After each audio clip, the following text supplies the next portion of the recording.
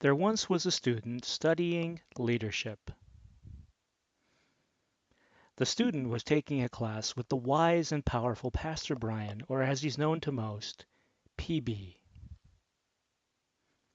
The student was really excited to learn about leadership,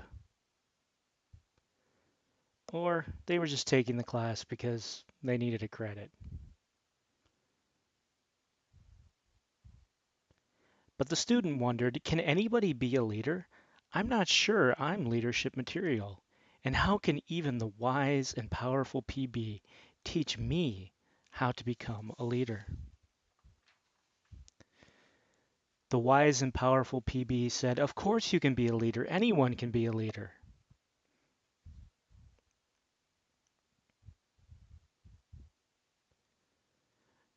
Really, PB? How do you know that? And you still didn't answer my question about how someone can learn to be a leader. Patience, grasshopper, said the wise and powerful PB. The truth is, I cannot teach you how to be a leader. Aha! I knew it. You're just wasting my money. No, I'm not wasting your money. What I mean is that only you can teach yourself to be a leader. I'm merely your guide along the way. That sounds like a lot of work, and you kind of sound like Yoda, PB. Yoda, I am not, said PB, but I'm going to send you on a quest to discover how you will become a leader through this class. First, you will go see the greatest coach in history from the greatest sports team of all time. His name is Vince Lombardi, and he coached the Green Bay Packers. You will find him in the land of cheese. So the student set off on a journey to the land of cheese, where the student found Vince Lombardi.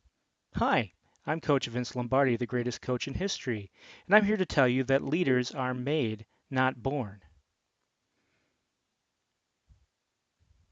Now off you go to see my good friend and leadership theorist, Sharon Delos Parks. This is the weirdest class I've ever taken, said the student, but fine, I'll go. Hi, I'm leadership theorist Sharon Delos Parks. I wrote a book called Leadership Can Be Taught. In the book, I studied the work of another wise person. His name is Ron, and he teaches at Harvard, so he must be smart. What I learned from him that leadership can be taught, and it can be taught through learning four critical distinctions. The first is authority versus leadership.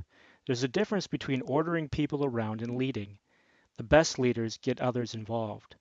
The second is power versus progress. Leadership is about helping people make progress in addressing their toughest challenges. It really doesn't matter who is in charge. What matters is whether or not the group is making progress. The third is personality versus presence. We tend to think of leaders as charismatic people who can persuade others to do what they want. But oftentimes leaders don't know the answer. They need to get others involved in crafting a solution. And in order to do that, they have to be present with the group. In fact, my friend Jim Collins wrote an entire book about this. Jim is a business professor from the magical land of Colorado, and in his book Good to Great, he studied the most successful CEOs in America. And do you know what he discovered? He discovered that the most successful leaders aren't the ones with the biggest personalities. In fact, they tend to work behind the scenes and even be a little shy.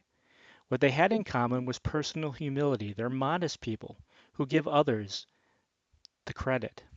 The second thing is that they had professional will. They see themselves as catalysts to inspire and encourage others.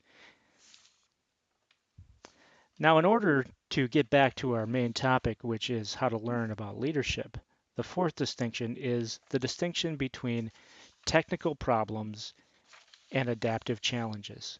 And this comes from my friends Ron and Marty, who wrote a book called Leadership on the Line.